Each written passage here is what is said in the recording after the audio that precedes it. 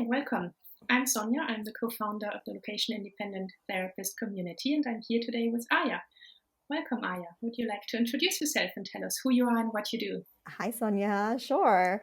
My name is Aya Ninomiya. I'm an occupational therapist by training, and I am currently based in Tokyo, Japan.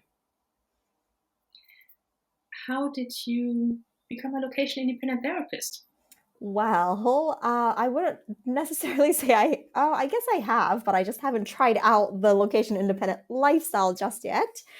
Just as the world shut down for COVID-19 was when I started. So, I do mostly everything online now, but I haven't been traveling as much. So um, it was one of my dreams to start this lifestyle to travel and um, be able to create kind of like the lifestyle that I want. So in terms of I guess like scheduling and location. So yeah, it's been as crazy of a journey as COVID has been, I suppose. But yeah, it's been really exciting.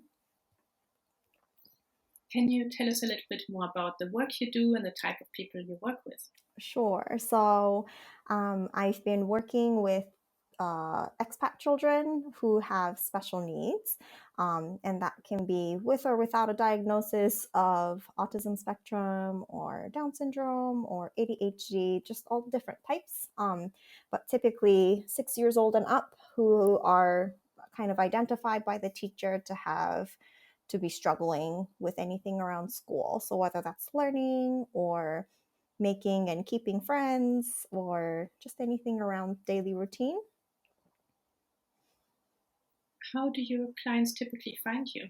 Um, so it's either the teachers identifying it and talking to the parents, and the parents finding me online, or I have a network of learning support coordinators that I collaborate with quite often here in Japan. So they will, yeah, have the parents contact me just by email or through the website.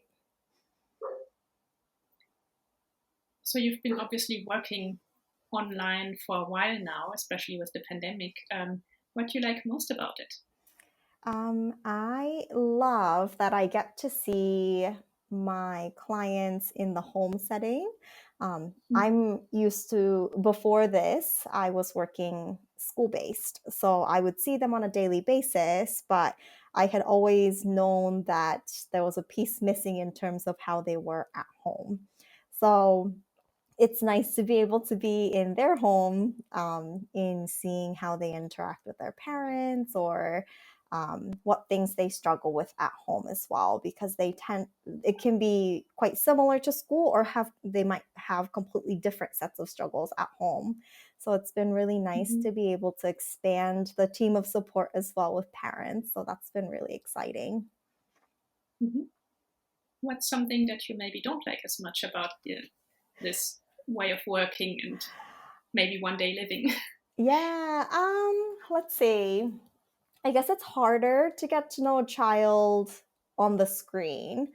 Mhm. Um, I get to know them from a different perspective, but the connection that I can make being at a school, for example, I can see them every day, and that's kind of I suppose, a quicker way of getting to know a child. It takes a bit longer getting to know them online, just because I often tend to see them after school, so they're already quite tired, and there's a whole load of different things that come up after school, like what they went through during the day. So, um, yeah, it feels a little bit different, but still getting used to that piece, maybe. What would you recommend to someone who's looking into becoming a location independent therapist, occupational therapist in your case? Let's see. I would recommend them to not, uh, maybe like really giving teletherapy a go. I know that there's a lot around brainstorming what teletherapy looks like with children, but it's actually quite nice. In terms of what you can expect out of a child from an online space.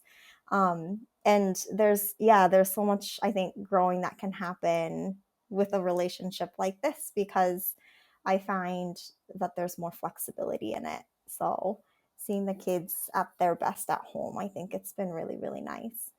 So yeah, giving it a try, I think, and staying open to it.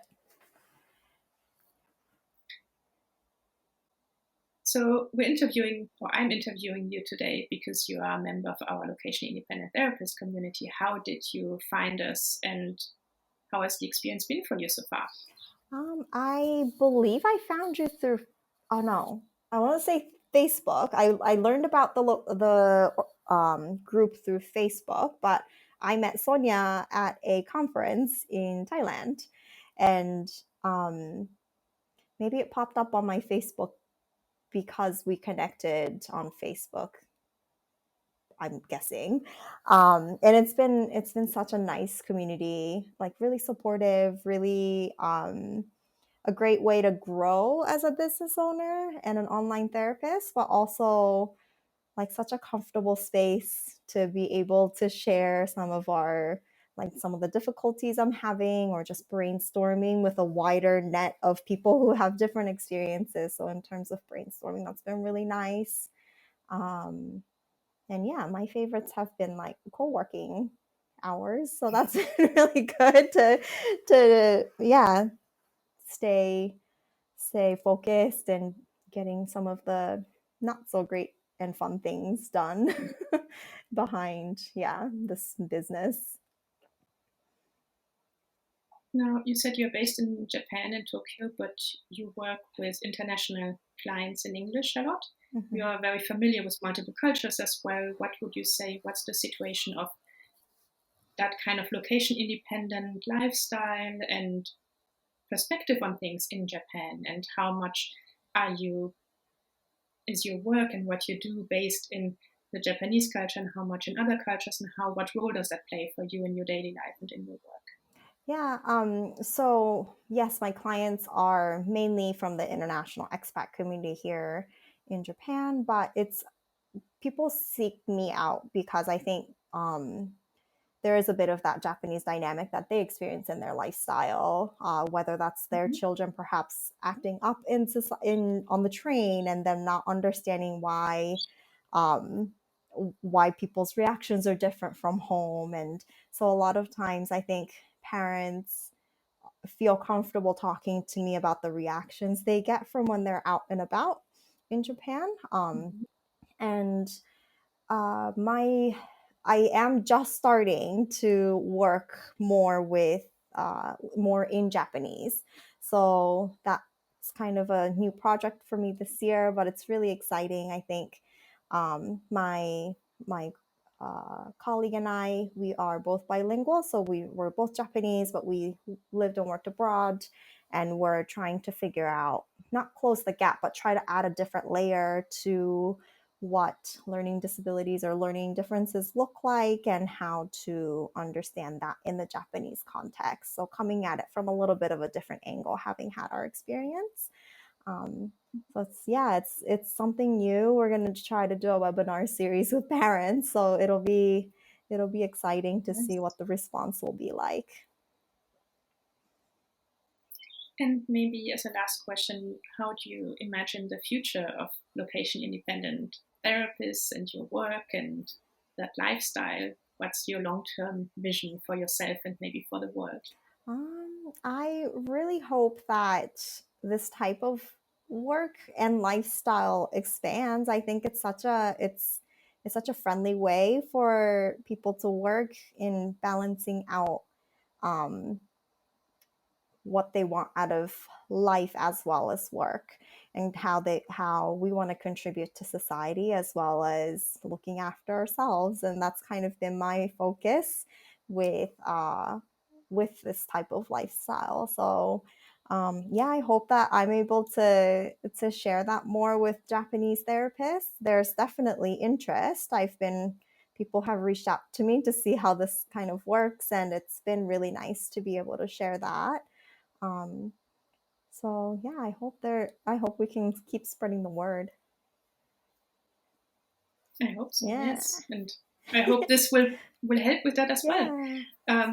Where can people find you if they want to know more about you? My website is probably best. So that's www.ayaninomiya.com. I guess I'd have to spell it out.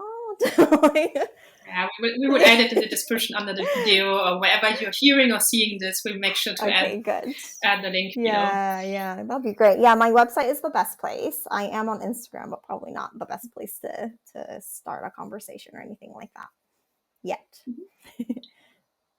Thank you very much for joining me today, Aya, and I will see you soon in our next co-working session. Sounds good. Thanks, Sonia.